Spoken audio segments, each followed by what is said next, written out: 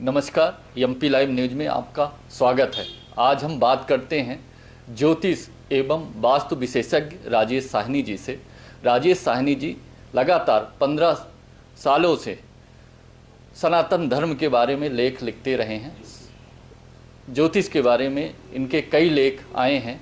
साथ ही ये ज्योतिष के बारे में कई प्रेडिक्शन किए हैं जो कि 100% उनके प्रेडिक्शन सही उतरे हैं। आज हम उन्हीं से ज्योतिष का क्या प्रभाव है व्यक्ति के जीवन में और कई तरह की बातों को लेकर, देश विदेश में जो उथल पुथल हुआ, कोरोना के कारण जो पैंडेमिक हुआ पूरे विश्व में, इन सब तमाम बातों को लेकर आज हम उनसे रूबरू हो रहे हैं। राजेश साहनी जी, आप लगातार 15 वर्षों से सनातन धर्म के बारे में, ज्योतिष के बारे में कई लेख लिखे हैं, कई खोज किए हैं। आप कब से इसका प्रभाव लोगों के जीवन में पड़ा कि आपकी प्रसिद्धि बन गई और लोग आपको मानने लगे? लगभग 20 सालों से मैं प्रिंट मीडिया से भी जुड़ा रहा हूँ, इलेक्ट्रॉनिक मीडिया से भी जुड़ा रहा हूँ और लगातार मेरे ज्योतिष के ऊपर लेख आ रहे हैं। कोई भी फेस्टिवल्स या ज्योतिष में जो ग्रह परिवर्तन होते हैं, ग्रहों का जो परिवर्तन होता है, या कोई भी इवेंट होती है जो एस्ट्रोलॉजी से रिलेटेड होती है, तो मैं लगातार प्रयास करता हूं कि ऐसी जानकारियां जन सामान्य तक हमारे लेखों के माध्यम से पहुंचें, हमारी न्यूज़ के माध्यम से पहुंचें। इसके अलावा जो मुहूर्त हैं, शास्त्र सम्मत मुहूर्त, तो हमारा प्रयास ये होता है कि आम जन तक हम विभिन्न त्यौहार जैसे कि रक्षाबंधन हो गए, दीपावली हो गए, और भी जो हमारे सनातन धर्म की परंपराओं के अनुरूप, वैदिक परंपराओं के अनुरूप हम लोग फेस्टिवल मनाते हैं, उसे भी एक शास्त्रीय आधार पर, शास्त्रीय मुहूर्तों के द्वारा हम जन सामान्य तक पहुंचाने का प्रयास करते हैं। व्यक्ति के जीवन में ज्योतिष का क्या महत्व है? कोई व्यक्ति है जो ज्योतिष के सानिध्य में अपने जीवन को या ज्योतिषी से सलाह लेकर अपने जीवन को जीता है, उन्हीं के मार्गदर्शन में काम करता है, और एक दूसरा व्यक्ति जिसका ज्योतिष से कोई लेना देना नहीं है, क्या डिफरेंसेस है, क्या अंतर आएगा उन दोनों में अगर हम तुलना करें? देखिए, जैसा कि हम ज्योतिष को यदि डिफाइन करें तो ज्योतिष का मतलब होता है ज्योति ईश। इसे ब्रह्मा की आंख कहा गया है। कहने का मतलब यह है कि ये एक किसी भी गाड़ी की हेडलाइट की तरह है जो हमें, हमारे रास्तों को, हमारे मार्ग को प्रशस्त करती है, उसे प्रकाशमान करती है। भावी जीवन में आने वाली घटनाओं से हम रूबरू होते हैं या हमको उनके संकेत मिलते हैं। इसके अलावा यदि कोई अननेसेसरी इवेंट्स हमारी लाइफ में आ रही होती है तो हम उसके प्रति पहले से ही सचेत हो जाते हैं।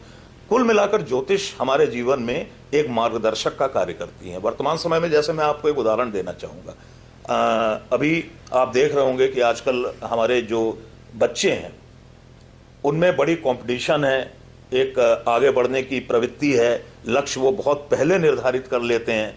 तो आमतौर पर उनके मदर फादर हम लोगों से सलाह लेते हैं कि हम अपने बच्चों को कौन सा सब्जेक्ट दिला दें। मैंने इस चीज़ में महसूस किया है कि एस्ट्रोलॉजी के बेसिस पे यदि किसी को अच्छा नॉलेज है, कोई अच्छा एक एस्ट्रोलॉजिकल एक्सपर्ट है, तो मैंने देखा है कि काफ़ी मदद होती है बच्चों की। और यदि ज्योतिष के आधार पर हम ऐसे सब्जेक्ट्स का चयन कराते हैं तो बच्चा उसमें 100% मार्क लेके आता है और अपने मार्क के आधार पे अपने गोल को, अपने लक्ष्य को अचीव करता है। जिस तरह से हमने देखा है जी, कई बड़े बड़े ज्योतिषविद हैं, है ना जी, जिनका प्रेडिक्शन 100% सही उतरा है, लेकिन कई बार वो भी फेल हुए हैं। क्या कारण है? देखिए, क्या है कि एस्ट्रोलॉजी हम ये मानते हैं कि 9 ग्रहों पर बेस है। 9 ग्रहों के बारे में आपको मालूम है, लेकिन ये सत्य नहीं है। ब्रह्मांड में ये 9 ग्रह जो हैं, ये हमें इस भूमंडल से दिखाई दे रहे हैं। जो ब्रह्मांड है वो बहुत बड़ा है। कहते हैं कि ऐसे अनगिनत ब्रह्मांड और पड़े हुए हैं। तो कुल मिलाकर ये 9 ग्रहों के कॉन्सेप्ट को हम लेके चलते हैं, लेकिन ये आवश्यक नहीं है कि ये 9 ग्रह ही हमारे ऊपर पूरा का पूरा प्रभाव डाले। इसके अलावा भी छोटे छोटे ग्रह, तारामंडल इत्यादि इत्यादि, नक्षत्र वगैरह भी हमारी लाइफ में, एक मनुष्य की लाइफ में अपना प्रभाव दिखाते हैं। होता क्या है कि हम इन 9 ग्रहों पर बेस कर देते हैं और कभी कभी वो प्रेडिक्शंस जो होते हैं कुछ हट के होते हैं। इस वजह से भविष्यवाणियां गलत हो जाती हैं। वैसे भी हम लोग ये मानते हैं कि जो ज्योतिष के प्रेडिक्शंस होते हैं, एक एस्ट्रोलॉजिकल यदि हम पॉइंट ऑफ व्यू से देखें तो 70 to 75% प्रेडिक्शन ही एक एस्ट्रोलॉजर कर सकता है, एक्यूरेट। उससे ज़्यादा कोई ईश्वर नहीं है। जी। एक बात और है, जैसे ये पैंडेमिक आया पूरे विश्व में, बिल्कुल इसका आकलन किसी ने नहीं किया था, बिल्कुल, लेकिन अचानक हो गया। तो ऐसी घटनाएं इस जगत में, संसार में चराचर आती रहती हैं, होती रहती हैं। कभी भूकंप आ गया, कभी बारिश हो गई, तूफान आ गया, और ये आ गया। तो इसका किसी ने प्रेडिक्शन किया था? आपने इसकी अनुभूति की थी कुछ ऐसा? देखिए 100% तो इसका प्रेडिक्शन नहीं हुआ था, बिल्कुल सही बात है आपकी। अलबत्ता कोरोना होने के बाद कई लोगों ने, इसके पहले की मैं बात पहले बताना चाहूँगा कि संकेतों में स्पष्ट किया था कि इस तरीके की कोई प्रॉब्लम या इस तरीके की कोई महामारी या इस तरीके की कोई इवेंट संपूर्ण विश्व में घटेगी, जो कि संपूर्ण विश्व को वैश्विक पटल पे उथल पुथल देती रहेगी। इसके कई संकेत पंचांगों में भी मिले हैं, कई जोशियों ने भी दिए हैं। और यहाँ पर मैं आपको कोरोना को इंक्लूड करते हुए अपने एक लेख का उल्लेख करना चाहूँगा कि 25 दिसंबर के आसपास मैंने एक लेख प्रकाशित किया था एक समाचार पत्र में, जिसमें मैंने स्पष्ट किया था कि ये जो पंचग्रही योग धनु राशि में बन रहा है, गुरु के साथ केतु की युति बन रही है, और उसी धनु राशि में 5 ग्रहों का एक साथ जमावड़ा हो रहा है, और नेक्स्ट उसके कुछ दिनों के बाद एक सूर्य ग्रहण बड़ा वैश्विक पटल पे पड़ने जा रहा है। निश्चित तौर पे ये देश के आंतरिक हिस्सों में उथल पुथल मचाएगा। इसी दौरान मैंने मध्य प्रदेश सरकार के भी गिरने की भविष्यवाणी की थी उसी लेख में, इसी को बेसिस करके। तो ये एक संकेत में मैंने दिया था, हालांकि मुझे भी नहीं पता था कि कोरोना जैसी कोई महामारी आ जाएगी। अलबत्ता ये जरूर एहसास था कि कुछ ना कुछ प्रॉब्लम इस विश्व को, हमारे देश को देखने को मिलेगी। एक बात और हम आपसे जानना चाहते हैं, क्योंकि आप ज्योतिषविद हैं और आप एक अच्छे एक्सपर्ट भी हैं। ये चतुर्ग्रही योग कई राशियों में आने वाला है या आया है 2020-21 में, तो ये चतुर्ग्रही योग क्या है और इसका क्या प्रभाव पड़ेगा जिन राशियों में अगर ये आता है? जी देखिए, चतुर्ग्रही योग हों या पंचग्रही योग हों, ये एक ज्योतिष की नॉर्मल इवेंट होती है। किसी भी राशि में जब 3, 4 या 5 ग्रहों का जमावड़ा हो जाता है तो वो उस राशि को काफ़ी एक्सपोज करते हैं, अप एंड डाउन्स देते हैं, और संबंधित उस राशि से जिन जिन स्थानों में ये योग बनता है तो कुंडली के अनुसार उन स्थानों से संबंधित जो क्षेत्र होते हैं उसमें उतार चढ़ाव या अप एंड डाउन्स का सामना हर राशि वाले को करना पड़ता है। तो ऐसा एक योग पंचग्रही योग बना था दिसंबर में, और अभी मकर संक्रांति पे भी कुछ दिनों के लिए पंचग्रही योग बन रहा है।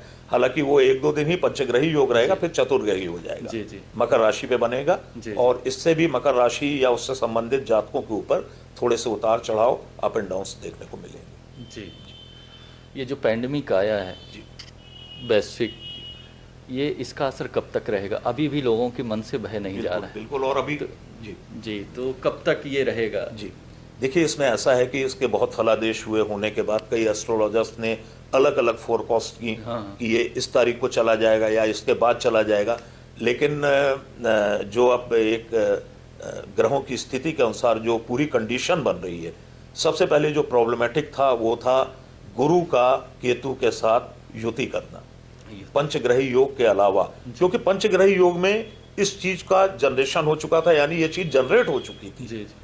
आपका एक्सीडेंट हुआ, आपका पैर टूट गया, वो एक विशेष दशा महादशा में आपका पैर टूटा, लेकिन उसका अभिशाप या पैर टूटने का जो दंश है वो आप जीवन के कई वर्षों तक भोगेंगे। वही चीज यहाँ पर हुई।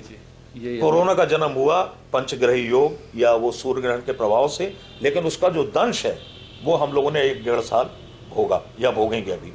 तो इसमें गुरु और केतु की युति खंडित हो चुकी है, लेकिन अभी एक प्रॉब्लम और है कि 20 नवंबर से नीच राशि में मकर राशि में गुरु और शनि युति कर रहे हैं। तो मेरा मानना है कि जब तक मकर राशि में शनि और गुरु का ये ट्रांजिट होगा, युति होगी, तब तक हम पूरे तरीके से आशान्वित नहीं हो सकते हैं कि हम कोरोना नामक बीमारी से मुक्ति पा जाएंगे।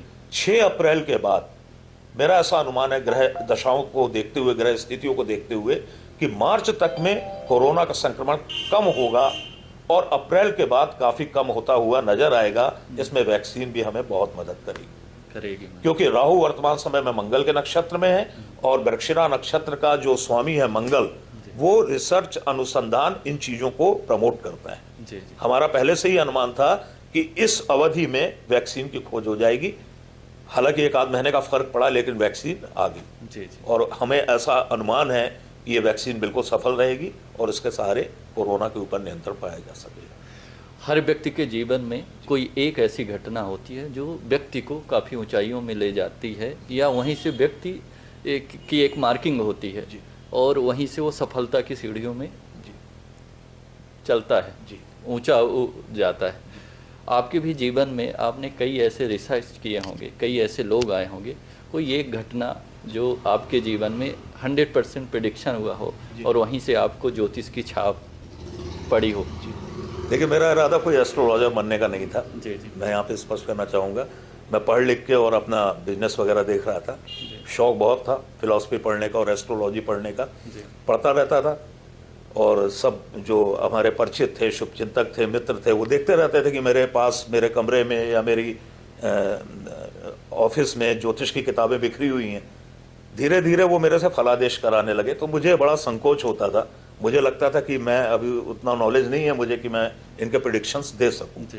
लेकिन एक बार एक मैटर ऐसा हुआ कि रीवा में, मैं किसी का यहाँ पे नाम नहीं ले सकता हूँ, आपको मैं संकेत से बता रहा हूँ कि रीवा में एक मर्डर हुआ था। उसमें सबसे पहले एक किडनैपिंग हुई थी। तो जब वो किडनैपिंग का जो टाइम पीरियड था, उस समय ये क्लियर नहीं था कि फलाना व्यक्ति जो है वो जीवित है या समाप्त हो चुका है। तो मैंने उस फैमिली को बता दिया था लगभग 3-4 दिन पहले कि आपका बेटा अब नहीं है। तो वो रीवा का बड़ा प्रतिष्ठित परिवार था और वहाँ से मेरी ज्योतिष की यात्रा शुरू हो गई। हालांकि वो चले गए, बहुत दुखद था ये। मैं मना रहा था भगवान से कि मेरा प्रेडिक्शन गलत हो जाए, लेकिन वो प्रेडिक्शन सही हो गया।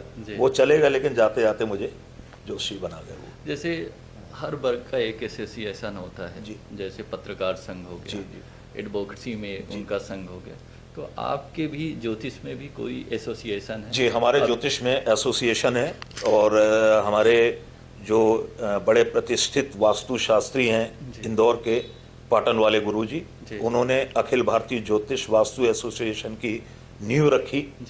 और उसके बाद उनका स्वर्गवास हुआ अभी कुछ महीनों पहले। तो हमारे पंकज शर्मा जी पूरा कारोबार देख रहे हैं, वो एसोसिएशन के अध्यक्ष हैं। और इनका काम है इंडिया के जितने भी एस्ट्रोलॉजर हैं, कर्मकांडी विद्वान हैं, टैरो कार्ड रीडर हैं, इत्यादि इत्यादि जो वैदिक विधाओं से जुड़े हुए लोग हैं, तो उनको समेटना, एक मंच पे लाके उनको खड़ा करना। तो हमारे पंकज भैया इसमें बड़े सतत प्रयासशील हैं और बहुत अच्छे तरीके से हमारे एसोसिएशन को हैंडल कर रहे हैं।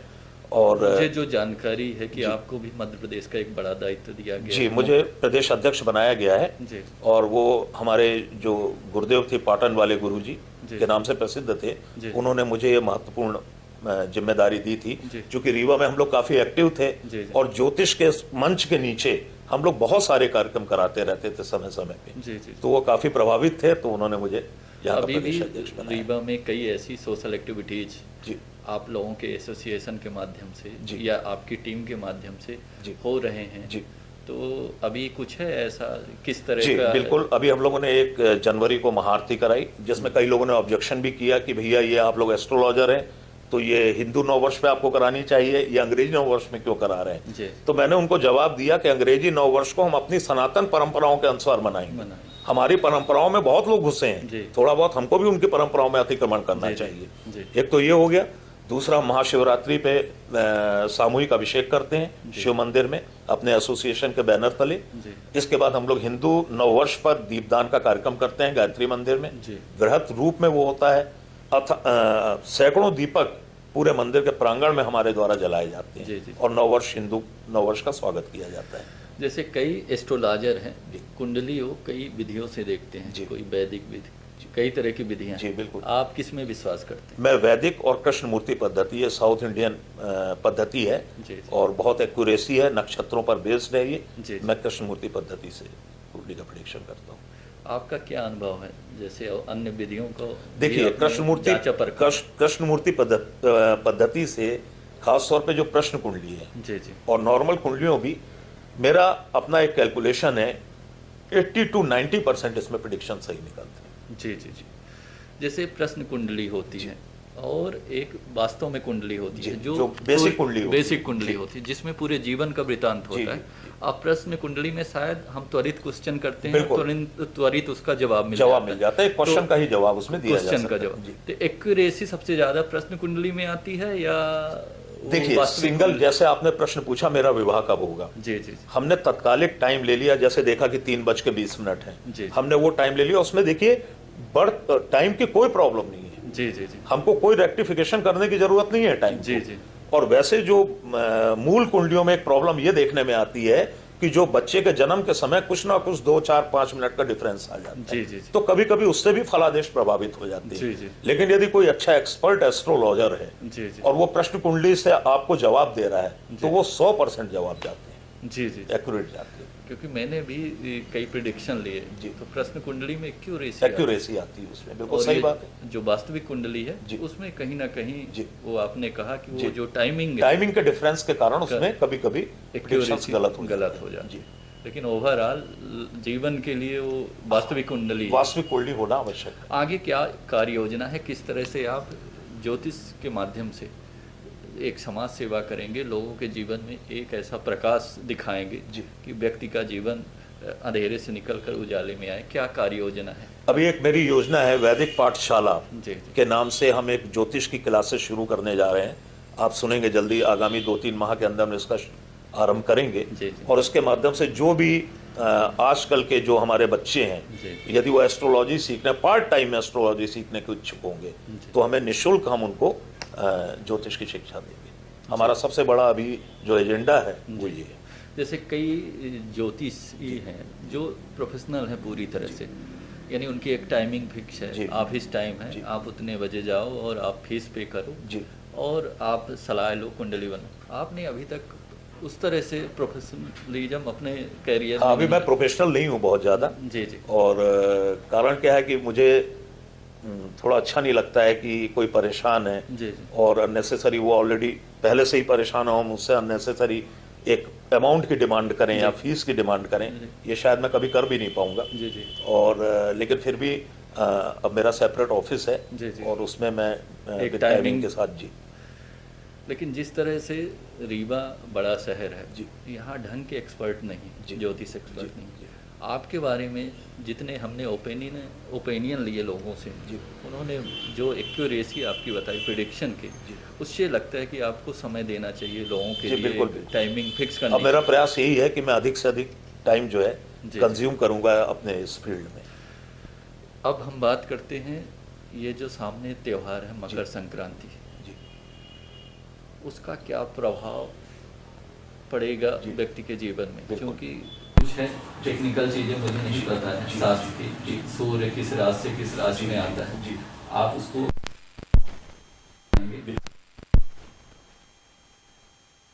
क्यों मनाया जाता है, इसके बारे में थोड़ा देख।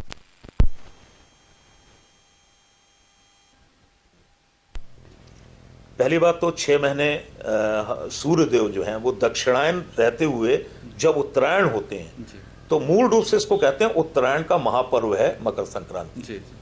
दूसरा रीजन ये होता है कि सूर्य का जो है धनु राशि से मकर राशि में प्रवेश होता है। क्योंकि मकर राशि, इसका एक रीजन भी है, मकर राशि शनि की है, मकर राशि का स्वामी शनि है। सूर्य जब अपने पिता के घर में आते हैं तो आपको पता ही है सूर्य और शनि के संबंध अच्छे नहीं माने जाते। वहां पे सूर्यदेव जो हैं कुपित होते हैं जब शनि यानी कि अपने पुत्र के घर में आते हैं, तो वो थोड़ा कुपित होते हैं, वहां पे वो असहज महसूस करते हैं हमारी ज्योतिष की भाषा में। तो ऐसी स्थिति में इसका निवारण स्नान और दान की परंपराओं के चलते किया जाता है। क्योंकि वहां पे सूर्य को दोष लगता है, सूर्य और शनि में शत्रुवत संबंध है, तो उस दोष के निवारण के लिए मकर संक्रांति का भी पर्व मनाए जाने की परंपरा है। हम स्नान करते हैं, आपने सुना होगा गंगा आदि तीर्थों में स्नान की परंपरा है। स्नान के बाद दान का भी बहुत महत्व माना गया है, खासतौर पे तिल का दान हो गया, कंबल का दान हो गया, अनाज का दान हो गया, धातुओं का दान हो गया। जी, जी। ये सिर्फ इसीलिए ताकि जो अशुभ ग्रह हैं वो शांत बने रहे हमारे जीवन में और हमें सुख और समृद्धि देते रहें। जी तो यहाँ पर एक करेक्शन मैं करना चाहूँगा।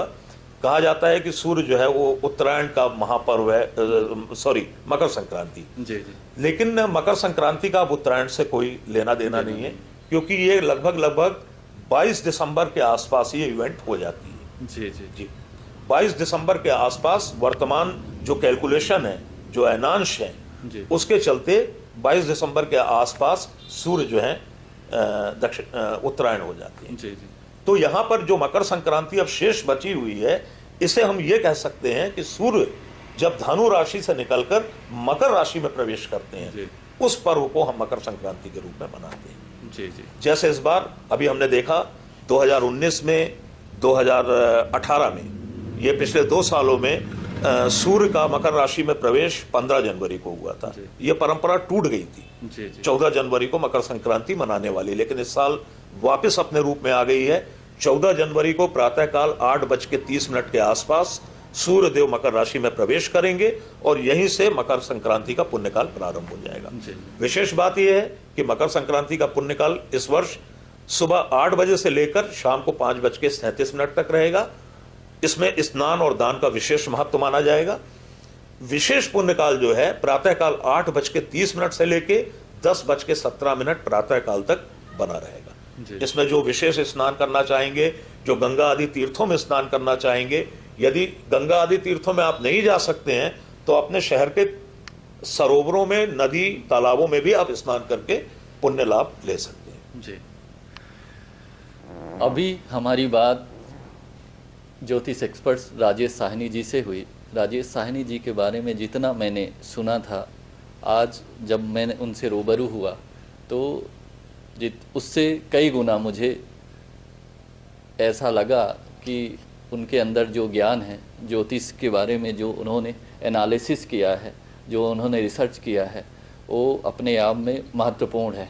हम उनके सानिध्य में आकर उनसे कई ऐसी जानकारियाँ लेंगे पर्वों के बारे में, व्यक्ति के ग्रहों के बारे में, कुंडली के बारे में, और लोगों को हमेशा उनसे अवगत कराते रहेंगे।